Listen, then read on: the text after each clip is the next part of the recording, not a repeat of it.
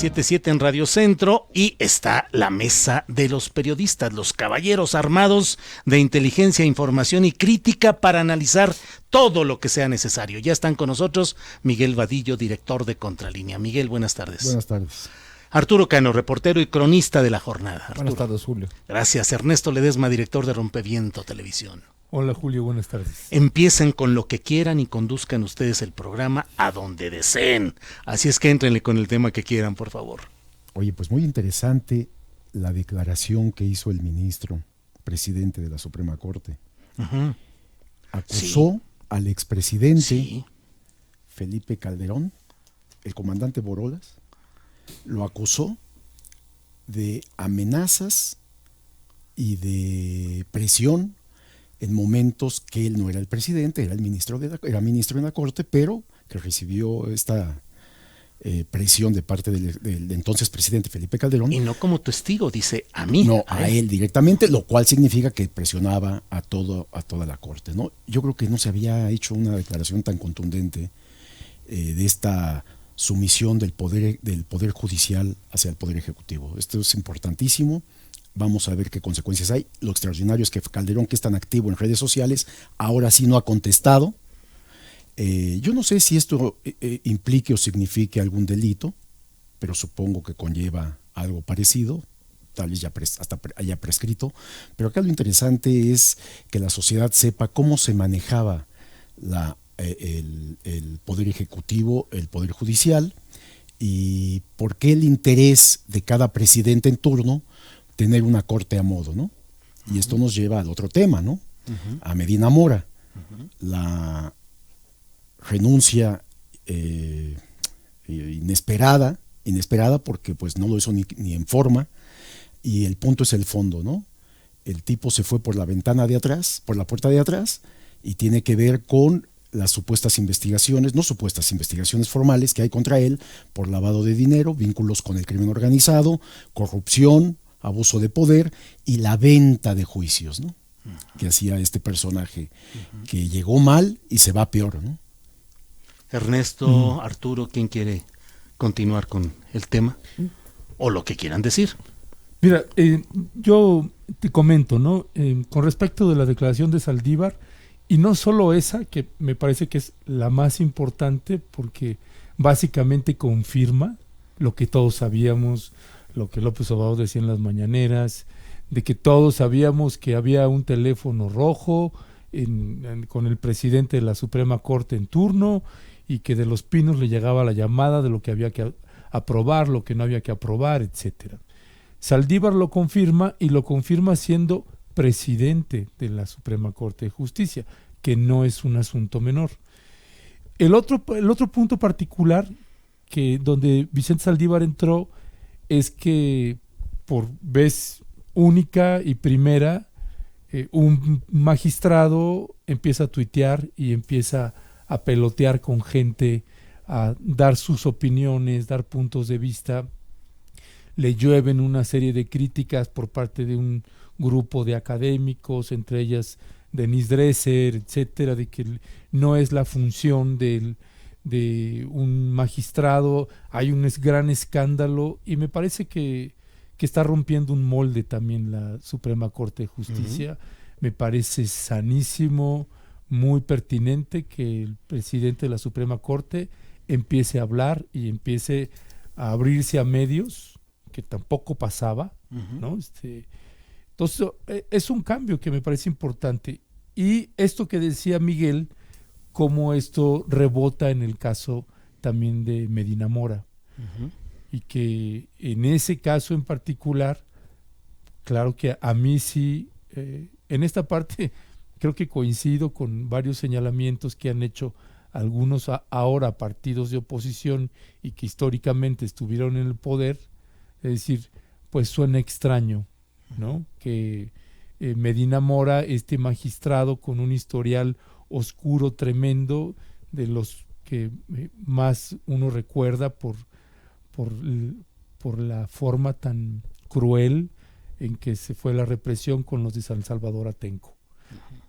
Torturas sexuales, no es solamente una violación sexual, son torturas sexuales y que el caso llegó a la Corte Interamericana de Derechos Humanos. Entonces, me parece que ahí, para que ese magistrado haya tenido que renunciar, pudiéndose mantener ahí hasta Con fuero. con fuero. O sea, 11 años más. claro, sí. Vaya, me cuesta mucho creer que no hay un acuerdo y no me sorprendería que no pise la cárcel Medina Mora. Arturo Cano. Yo diría que esta declaración del ministro Saldívar le empaña a la oposición una de las poquísimas banderas que le queda frente al gobierno de López Obrador, porque se la ha pasado insistiendo esta oposición desbrujulada en que estamos frente al riesgo de autoritarismo, que hoy como nunca las instituciones y los otros poderes están en riesgo por la intromisión del poder ejecutivo, que estamos en la antesala de presiones extralegales sobre el poder judicial. Y bueno, pues esta declaración deja claro que estas presiones existían, que existieron en los sexenios anteriores. Que todos sabíamos que existían, Sí. pero esta es la prueba, Sí, ¿no? digamos, si un político de oposición tenía problemas, y me consta porque varios me lo llegaron a platicar, porque su elección para diputado o senador había sido impugnada, ¿a quién recurría?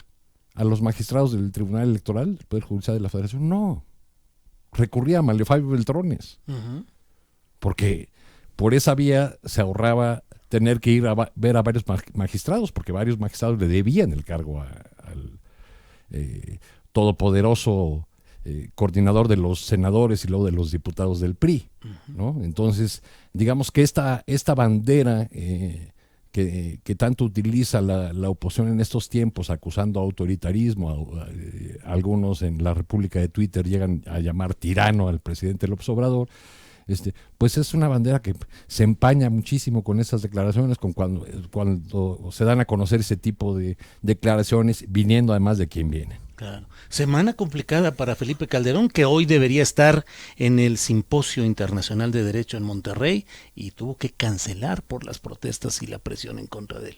Por supuesto, y bueno, todo lo que ha hecho en esta intervención en medios, esta parte política que quiere seguir activo, su promoción hacia su esposa para el nuevo partido, para convertirla nuevamente en candidata, etcétera, etcétera, todo esto que viene haciendo, y ahora estos dos casos, ¿no?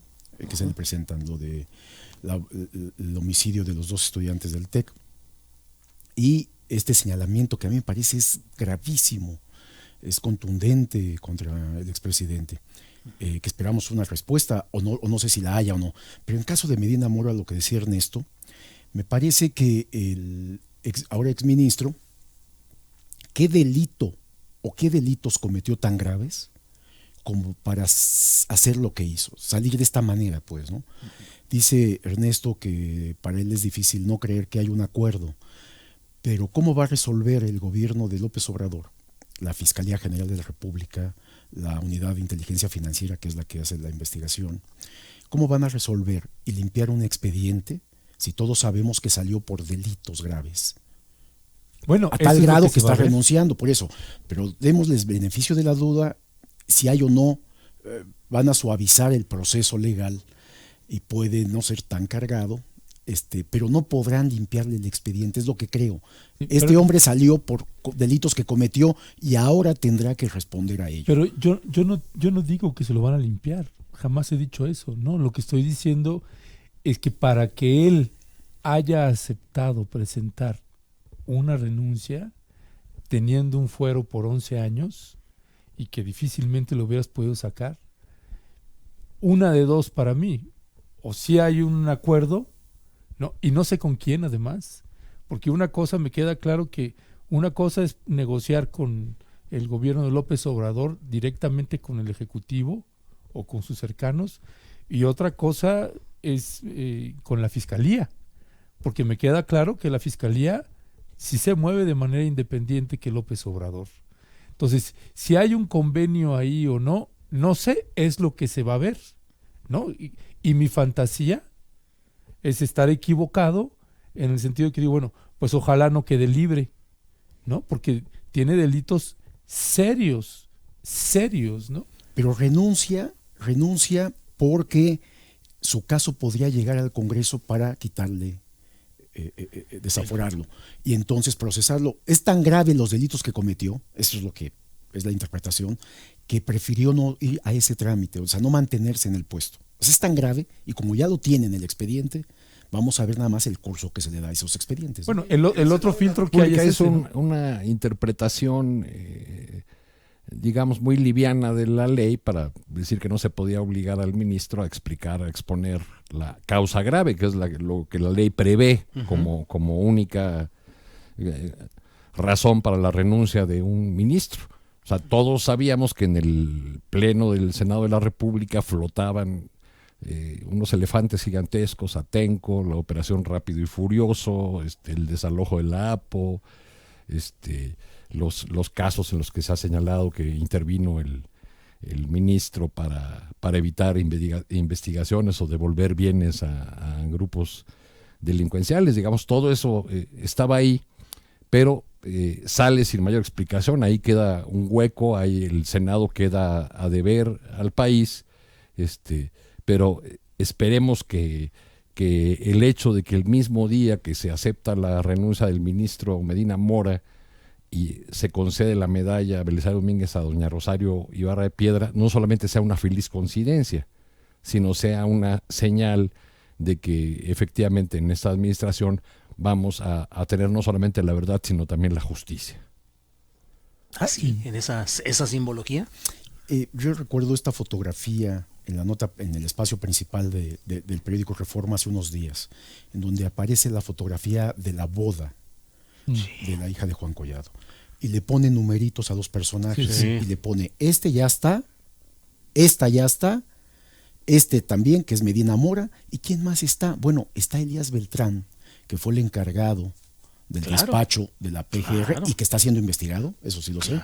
Hay otro, el que era, ahora es ministro, y que era presidente de la Corte. También estuvo, Alberto Elías Beltrán, que fue justamente quien llegó en sustitución de Santiago Nieto Castillo, que ahora es el todopoderoso director de la Unidad de Investigaciones Financieras, que está suministrando los documentos y los datos fuertes para poder hacer este tipo de cosas. ¿Fue el que cubrió Odebrecht? Sí, ¿Él? así es. ¿No? Y a él lo señalan, a Elías Beltrán, de haber sido el responsable de tomarle fotografías a Santiago Nieto, fotografías privadas, con otra persona que provocaron el divorcio. Así es. El que era oficial mayor con Miguel Ángel Osorio Chong en Gobernación, Jorge algo, me contó que no fue él, porque se le señalaba a él, dijo, no fui yo, fue Elías Beltrán quien mandó a tomar las fotografías cuando estaba en la PGR. Como parte de las muchas presiones que se tomaron en ese momento para sacar a Nieto Castillo del cargo que tenía en aquel tiempo, instalar a este hombre, Alberto Elías Beltrán, que quedó como interino, como encargado del despacho, y que durante el tiempo que estuvo fue el responsable de echar la basura abajo de la alfombra, de acomodar expedientes, de sembrar errores procesales, es decir, una actitud que ojalá y de verdad haya esclarecimiento de lo que fue el papel de este abogado Alberto Elías Beltrán. Recuerdo que además se mencionaba cuando lo nombraron que ni siquiera cumplía los requisitos para ocupar el cargo, ¿no? Así es, Y fíjate que ahorita que mencionaba Miguel esto de que es tan grave la información que hay y las pruebas además tan contundentes de Medina Mora, que eso es lo que se habla en el Senado. Ahora sí que en los pasillos del Senado ese es el tema, y que por eso fue la negociación de que no se presentara. Y entonces uno va viendo los modos también, la gente va viendo los modos, el tipo de negociación que se hace en el Senado, donde ahora tienes a Ricardo Monreal diciendo pues que lamenta mucho que no se haya respetado el acuerdo que tenían de no debatir si se presentaba a declarar. Pues es que esas cosas tienen que decírsela a la gente. Pues entonces, ¿cuál fue el acuerdo? Fue aprobado abrumadoramente. Sí, 111 abrumadoramente, votos o sea, contra 3. 5 o 3, ¿no? O sea, O sea, Lo cual habla de la hipocresía en el discurso político, ¿no? Claro. Muchos criticando por abajo, y a la hora del voto llega el acuerdo y bueno, pues votamos a favor y se acabó. Porque fueron 111 votos contra 3 Sí, sí. en este caso. Sí, ese es el punto, ¿no? Ujú. Es el tipo de acuerdos y que, pues si uno está metido en la política, le entiendes por dónde va o por qué, pero la gente... La afuera, ¿no? mafiosidad en la PGR, mafiosidad en el Poder Judicial, ¿se irá a fondo en esta ocasión? Es un ridículo ahora que estén cuestionando que el ministro presidente de la Suprema Corte salga a decir esto. Me parece que hay que transparentar todos estos casos, que no haya este tipo de abusos de poder, que no haya esta sumisión total del Poder Judicial al Poder Ejecutivo, ¿no? Con la salida, ahí hay que decirlo a otra parte, con la salida de Medina Mora, la terna que va a mandar el presidente, con esto ya tendría a 6 ministros simpatizantes de la Cuarta Transformación, llamémosle de esta manera. Yo no digo que con esto van a hacer lo que diga el presidente, pero están en esta línea de transparencia, en contra de la corrupción, en contra de los abusos y excesos de los propios ministros y de los ministros en retiro, porque estos siguen ganando salarios. Vi que tuviste aquí al ministro José Ramón José Cosío. Ramón, ¿no? Que además es un personaje muy interesante y fue un buen ministro con causas muy importantes, pero siguen recibiendo ingresos como si estuvieran en funciones, ¿no?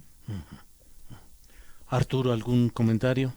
Arturo Cano. Pues yo creo que vamos a ver en el caso de Medina Mora en los próximos días que se publicarán nuevamente o se actualizarán las informaciones sobre los casos en los que estuvo involucrado, porque es un personaje que, aunque tuvo una carrera política realmente vertiginosa y relativamente corta, ocupó posiciones muy importantes, y su presencia en algunos hechos fundamentales de nuestra historia reciente pues, lo hace realmente un personaje público de gran interés, ¿no? O sea, su participación en esta operación de Rápido y Furioso, por ejemplo, que consistió básicamente en hacerse de la vista gorda para que la DEA traficara armas a México, y después ha resultado, y poco a poco ha ido saliendo, que muchos mexicanos fueron asesinados por esas armas traficadas por un organismo de seguridad estadounidense.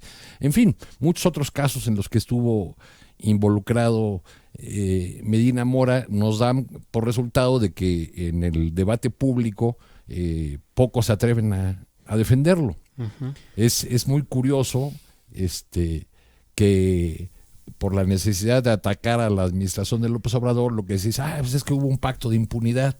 O sea, no refieren nada de las actuaciones públicas de Medina Mora, por ejemplo, los del PRI, que fue funcionario en administraciones priistas, ni los del PAN cuando lo fue, sino se refieren únicamente a lo que sigue, ¿no? Al episodio venidero, y guardan una desmemoria o una amnesia cínica con respecto a la actuación pública de Medina Mora durante 2 sexenios. Además, fíjate sí. cómo, perdón, Julio. Adelante. Además, fíjate cómo se puentean cosas de manera hasta involuntaria, ¿no? Uh-huh. O sea, tienes a Felipe Calderón, que empezó a salir en los últimos meses teniendo actividad pública, etcétera, y empiezan a salir todos los trapitos de Felipe Calderón, la condonación de impuestos en una larga lista de empresarios que aparecen ahí, de empresas, y que esas empresas, a su vez, quiénes son los dueños y quiénes están apareciendo ahorita. Fíjate el puenteo, ¿no? Tienes el caso de Medina Mora, y el caso de Medina Mora vinculado con Atenco, donde ahorita hay un aeropuerto que se intenta construir, ¿no? Y que se sigue presionando eso, y del listado de a los que se les condonó deuda, varios están en ese proyecto del aeropuerto de Texcoco, ¿no? O sea, de una manera u otra empiezan en este revoloteo o empieza a haber un derrame de información sobre los niveles de corrupción, quiénes, dónde, cuánto y cuánto, ¿no? Que me parece que esto va a dar todavía. Personajes y trama de la novela negra de la política mexicana de los sexenios anteriores. Felipe Calderón va con su México Libre. ¿Creen ustedes que pueda todavía formar ese partido político? ¿Lo conseguirá? Hace unos meses conversé en Irapuato con un viejo panista de aquellos de los doctrinarios, ¿no? Juan Miguel Alcántara Soria, que fue subprocurador de la PGR, incluso encargado de la Procuraduría General un breve lapso, secretario técnico de la Comisión Nacional de Seguridad Pública, en fin, y hablaba del tema de seguridad en Guanajuato, básicamente con él, pero al final de la charla le pregunté qué posibilidades le veía al partido de Felipe y Margarita, y él me dijo, bueno, si Felipe deja que Margarita sea la que conduzca, la que represente, la que sea la imagen del partido, tienen alguna posibilidad. Pues sí. Si Felipe quiere encabezar, pues no van a tener posibilidades. Y si alguno de los dos quiere ser candidato, tampoco tendrá posibilidad su partido. Eso me lleva a recordar aquella frase que le gustaba mucho a Calderón, ¿no? La de ganar el gobierno sin perder el partido. Creo que ahora está en la disyuntiva de ganar el partido sin perderlo todo. ¿Tiene opciones Calderón y Margarita? Después de esto no, Julio. Miguel Vadillo. Yo veo que esto es un golpazo brutal contra el expresidente. ¿Cómo se libra de esta? Si el ministro presidente está declarando que el expresidente en funciones lo presionó y lo amenazó para torcer los asuntos, ¿con qué cara va a poder enfrentar? Digo, en este momento de silencio, a estar pensando cómo sale de esta, ¿no? Tendrían que estar renunciando a sus posiciones ya, o sus intereses políticos que están previendo, ¿no? Ernesto Ledesma, ¿quién puede entonces encabezar una oposición contra el gobierno de López Obrador? Bueno, me parece que lo que se va a perfilar es un núcleo empresarial. En el PAN no hay ahorita por dónde, ¿no? Salvo que la nueva dirigencia o Marco Cortés y negocia ahí, pero yo creo que ahorita posiblemente les van a ceder, les van a abrir un espacio y van a tener que meter, porque de hecho se están apersonando. Tienes a Gustavo de Hoyos de la Coparmex apersonándose en el aniversario del Partido Acción Nacional. O sea, que él vaya a hacer, no sé, pero me parece que la gente que tenía como empleados a Enrique Peña Nieto, a Felipe Calderón, a Vicente Fox, ¿no? Esos empresarios poderosos que son ahorita los que están, pero en el alarido total, esos son los que me parece que se van a tener que tomar el control del Partido de Acción Nacional, porque si no, dime, dentro de Acción Nacional, ahorita ¿quién? Arturo Cano, que es un momento como aquel que tuvo el propio Partido Acción Nacional cuando entraron los llamados bárbaros del norte, que eran los empresarios Ernesto Rufo, Francisco Barrio, el propio Manuel Cloutier, que fue la oleada empresarial que desplazó a los doctrinarios en Acción Nacional y comenzó a ganar posiciones. Llegaron a desplazar grandes a grandes figuras del PAN, ¿no? Efectivamente, como dice, a los doctrinarios. Ahora quienes desplazarían son a los operadores electorales, que son los que están a cargo del...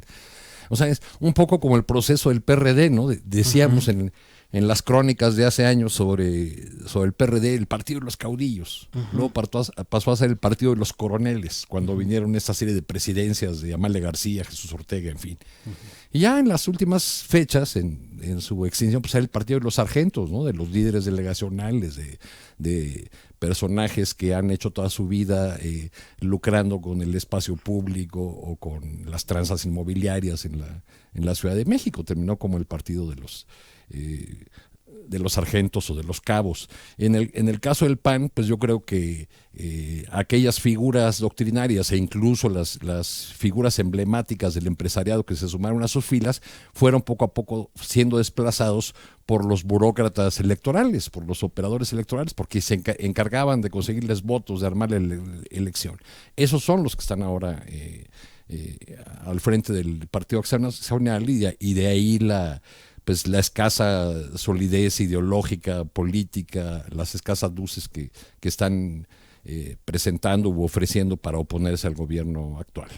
Y pareciera, Miguel Vadillo, que hay muchos ingredientes para que continúe esta novela negra de los anteriores políticos, jueces, magistrados, empresarios. Pareciera que hay mucho material y mucha Hay más miga. todavía, ¿no? La lista es larga. Sí. La lista es larga, las atrocidades, la corrupción, el abuso del poder era tanto hasta el año pasado, hasta diciembre del año pasado, hasta noviembre del año pasado, que la lista es larga y las investigaciones están en curso. Es decir, tener a una exsecretaria de Estado presa, a un abogado del poder político preso, a un ministro en puerta y otros más, las investigaciones tenemos entendido que hay muchas contra muchos personajes importantes todavía. Entonces vamos a ver todavía más en momentos en que la popularidad del presidente creció, pasó del 60 al 70% nuevamente, en que yo estoy de acuerdo con Ernesto, que la oposición ya no es política, la oposición es empresarial. Las figuras que están encabezando son empresarios que con bajo perfil en un sentido, porque hay un minero poderosísimo como es Larrea, hay uno de cines, está Claudio X que sí da la cara, está, en fin, de Hoyos, ¿no? Este personaje de la Coparmex, y muchos otros empresarios más. Pero ¿no? ni Claudio X ni Gustavo Hoyos traen un perfil bajo, ¿no? No, ellos no, pero sí, por ejemplo, la REA, ellos son los visibles, los que están dando la cara, pero sí la REA no, el de los cines no, después de la exhibición de Krause con este grupo que habían organizado en contra de López Obrador para que no llegara a la presidencia. El Grupo Berlín. Ramírez, ¿te refieres? El de los cines. Sí, quedaron exhibidos, ¿no? Y otros más que siguen aportando dinero, como te lo vino aquí a contar Darío, ¿no? De los 50 millones mensuales para pagarle a periodistas y que pudieran hacer trabajos en contra del gobierno de López Obrador, ¿no? Tú en eso has planteado muchas cosas interesantes, Ernesto Ledesma, en Rompeviento TV, pero ¿por qué no puede tejer un discurso bien organizado, bien planteado, con ejecución, digamos, aceptable en términos políticos, la oposición a López Obrador, sino que anda pues entre las ramas y tratando de tejer celadas y trampas, pero que nomás no logran caminar? Mira, yo no identifico en ellos un hombre con visión de Estado. Y eso me parece que es fundamental, ¿no? Porque pueden defender su posición, la que tengan, ¿no? Argumentado, estructurado, que entienda las reglas del juego, que entienda la dimensión de un poder ejecutivo, legislativo, judicial. Me parece que no. ¿Slim sería alguien que entendería, aunque él no está en la oposición, pues? Yo no le veo a Slim, porque una cosa es la imagen de Slim y otra cosa es cuando habla. Cuando habla se rompe la pericia del mito que hoy lo menciona el presidente en la mañana. Y lo ha mencionado N cantidad de veces, pero yo no lo veo ni como aun que sea el hombre multimillonario, no lo veo como un estadista, sino que tiene una visión que yo no lo veo a él como un hombre de Estado. Esto es, puedes tener un hombre de Estado que diga esto que publiqué recientemente en un artículo sobre Claudio X González y Mexicanos contra la Corrupción, donde obtuvimos el video de Claudio X González Guajardo en una reunión con Canaco, en donde dice el textual, ¿no? En Norteamérica ahí es donde va a haber los recursos, ¿no? Ahí está la economía. Nada más no se nos ocurra voltear para el sur, siempre para el norte, ¿no? Aún con esa visión, no tienen un nombre de Estado que estructurado, que la gente que piensa de esa manera lo siga sin perder el sentido de la proporción, el sentido común, ¿no? O sea, si estás recurriendo en tu Asamblea Nacional, el Partido de Acción Nacional, a Vicente Fox como una figura estrella, pues el problema es serio, ¿no? Claro. Que por ahí va esa incapacidad y tenemos ingredientes, Arturo Cano. Estamos hablando de Monterrey, donde se repudia la visita de Felipe Calderón, y tenemos otro tipo de hechos, pero vamos a hacer una pausa comercial y ya volvemos para esta mesa de periodistas. Multilínea 5259-97.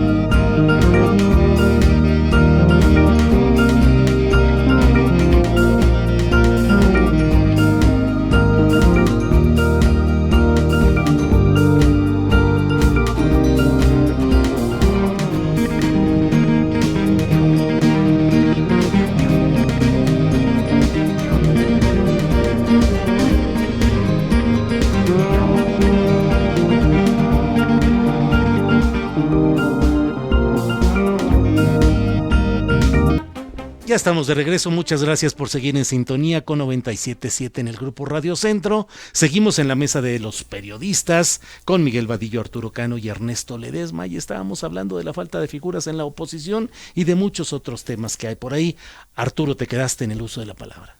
Sí, bueno, yo respecto de los dirigentes partidistas diría que pues no pueden levantar cabeza frente al actual gobierno porque no tienen un sustento abajo, porque no tienen una base social propia, sino solamente clientelas electorales, y muchos de ellos porque de plano no conocen el país y solamente conocen el ejercicio de la política a través de los pasillos y las antesalas. Así se formaron, así se educaron y no están en posibilidades por eso de enfrentar a un político de a pie, a un político de calle, a un político que se baña de pueblo todos los días, incluso cuando llega al poder, ¿no? Medina Mora y Calderón son herencia viva de otros momentos, de otros sexenios, y esta semana o en días recientes hemos tenido otras muestras de esto, ¿no? La manifestación de taxistas, donde el gobierno de la Ciudad de México acusa la presencia del otrora poderosísimo secretario de gobierno de Mancera, de Héctor Serrano, y una manifestación del CENTE, donde el sábado pasado llenó el Zócalo para expresar su respaldo a la Cuarta Transformación y ratificar lo que ya había dicho su dirigente Alfonso Cepeda, de que el CENTE será el ejército intelectual del presidente López Obrador. Con pleitos, dicen también ya en el CENTE, que ya la profesora Elba Ester Gordillo quiere tomar a plenitud el control del partido de las redes sociales progresistas, con pleitos ahí internos. Pero pues son muchos los ingredientes que hay. Y estoy pensando qué político, y es impresionante que uno regrese a Diego Fernández de Ceballos, ¿no? O piense uno en el Bester Gordillo regresando a la política, ¿no? Es tan escaso ya los personajes que pueden ser opositores en la parte política que no los encuentra uno por ningún lado, y pensar en estas dos figuras que son verdaderamente negativas para cualquier partido político, con un pasado brutalmente nefasto, corrupto, abusivo del poder, pero son los que todavía están ahí y pueden participar activamente. Diego Fernández Ceballos en el PAN no hay duda que tiene mucho peso todavía, ¿no? Más que Vicente Fox y más que Calderón. Pero golpeado políticamente en fechas recientes con este asunto del dinero del pago de impuesto predial, que lo redujo pues al mínimo y va a pagar. Ya no sabemos cuánto, ¿o sí? Se dice que 30 millones, algo así, o 60 millones. Eran 900, ¿no? Así es, pero un descuento total. O sea, todo se arregló finalmente entre compañeros de partido y baja, y ahora él dice, no debo ni un centavo.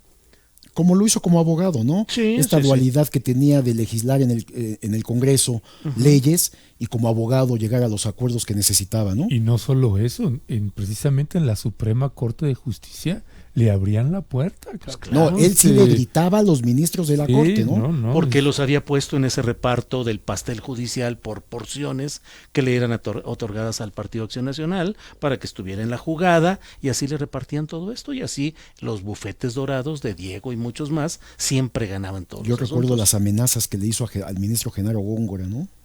Diego Fernández de Ceballos, ¿no? Conocidas, pues. Oye, y yo, perdón, cambiando un poquito ahí el tema, ¿cómo lamenté que Felipe Calderón no fuera al TEC de Monterrey? ¿Querías ir a aplaudirle o qué, Yo Ernesto? quería que fuera ahí y que se abriera y se detonara, hubiera estado buenísimo. No hubiera podido entrar, Ernesto. Eso, pues que se viera eso, ¿no? Que fuera ahí, ¿no? Y además, a ver, el TEC de Monterrey tiene todavía que dar explicaciones, ¿no? Porque con esa cartita que sacaron, casi se ponen, somos neutrales e imparciales. ¿Y qué tal el cinismo de Calderón, no? Fue tremendo. ¿Sí? Pedir reunirse con las madres, ¿no? Sí, los padres. Resulta indignante esa amnesia cínica de Calderón, ¿no? Que ahora dice que fue una atrocidad de elementos del ejército, cuando no al día siguiente, no en las horas que siguieron al asesinato de esos dos muchachos, sino días después, la versión oficial de su gobierno fue que bueno, primero que iban armados hasta los dientes y segundo que habían sido asesinados por disparos del crimen organizado y no de las fuerzas del orden. Entonces, bueno, primero ahí está el empecinamiento de las autoridades de esa institución, el TEC de Monterrey, en invitarlo, que no sé si despegarla del debate que se dio en torno al asesinato en el intento de secuestro del empresario Garza Sada y la actuación de la Liga Comunista del 20 de septiembre, porque creo que quizá forma parte de la misma discusión. O sea, no es casual tampoco que doña Rosario Ibarra de Piedra vaya a recibir este reconocimiento. ¿Cuál es el significado de esa entrega de la medalla a doña Rosario en este momento? Yo creo que significa que esa herida sigue abierta, que decenas o miles de mexicanos fueron víctimas de la persecución de delitos cometidos desde el Estado, y que la búsqueda de la verdad, o sea, significa primero el reconocimiento a una lucha histórica y de las madres, y Rosario Ibarra encarna no solamente la lucha por los abusos de la Guerra Sucia, sino también representa de algún modo la de los desaparecidos actuales. Entonces significa primero que está viva esa parte de la sociedad que exige justicia y verdad. Ya en 2000, cuando salió el cambio, cuando salió el PRI, doña Rosario expresó que esperaba que se abrieran las cárceles clandestinas, que se diera a conocer toda la información y que el gobierno de Fox no quedara a deber o no quedara en falta en materia de aclarar estos hechos, ¿no? Pues ocurrió que nunca hubo investigación. Entonces yo pienso que esto abre nuevamente la posibilidad de que efectivamente con este gobierno tengamos, vía la fórmula que se acuerde, una comisión de la verdad u otras que se pueden debatir, muchas, tengamos realmente una información clara, verídica y reparación y justicia para las familias. ¿Qué te pareció que es el significado, Muy Miguel importante. Vadillo? En este momento de necesidad de justicia y cero impunidad, que le hagan este reconocimiento a doña Rosario me parece muy importante por el hecho mismo y porque se lo merece. Una luchadora social incansable, su hijo desaparecido hasta estas fechas, en un momento en que los 43 normalistas siguen desaparecidos y se ha abierto toda esta investigación intensa en donde habrá gente que tiene que pagar y que estaba en el poder, como el ex procurador, el ex fiscal, etcétera. Entonces es muy importante, es un reconocimiento a la necesidad que tiene el pueblo mexicano de justicia y de que cese esta impunidad a la que estamos acostumbrados, aunque hay que decir también que esta medalla Belisario Domínguez fue constituida para la libertad de prensa, para la libertad de expresión, y se ha venido manejando hacia otra. Yo creo que el último periodista que recibió la medalla fue Miguel Ángel Granados Chapa, ¿no? Un reconocimiento. Carlos Payán también. Claro, sí, claro. Pero bueno, ya se le da a luchadores sociales y me parece valioso, ¿no? Me parece muy importante. Ernesto Ledesma, tu punto de Sí, vista. yo también me parece importante que hayan hecho ese puenteo de la guerra sucia a la guerra estúpida de Felipe Calderón, que nos ha dejado una estela de desaparecidos y de ejecutados, que todavía hay mucha gente por pagar. Entonces me parece en ese sentido importante que hayan hecho un reconocimiento a mamá Rosario, ¿no? Que muchísimos, pues prácticamente no conocimos ya después a nadie que no, doña Rosario no significara un emblema de lucha, además una mujer, además madre, ¿no? Y confrontándose al poder, ¿no? Me parece que es atinado en este momento, ¿no? Nos quedan muy poquitos minutos, pero antes de irnos, Arturo Cano, la manifestación de taxistas en la Ciudad de México, ¿qué hay detrás de todo esto? ¿Qué viste detrás de todo esto? Yo vi el reclamo legítimo de un sector de trabajadores que se han visto desplazados, los usos y costumbres de organizaciones corporativizadas que desde hace mucho actúan de esa manera, y cierta impericia en el manejo de la negociación por el lado del gobierno de la Ciudad de México, que incluso provocó o facilitó la intervención ahí de gobernación, de la Secretaría de Gobernación Federal, no creo que de la mejor manera, ¿no? Pero bueno, pues eso es lo que tenemos ahí, al parecer también auspiciado por algunos personajes del pasado, ¿no?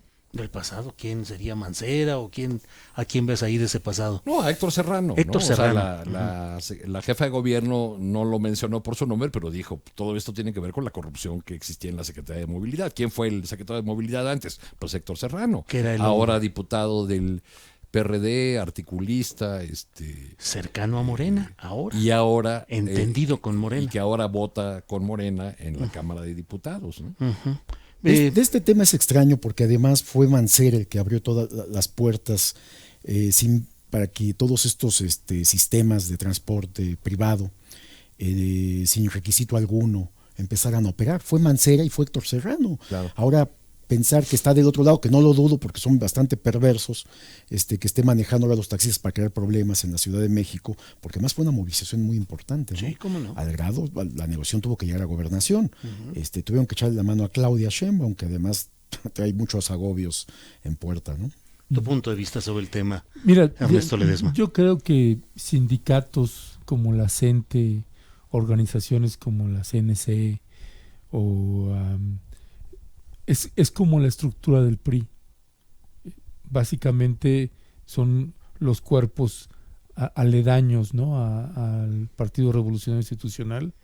Me parece que son estructuras que están rumbo a desaparecer porque está muy podrido por dentro.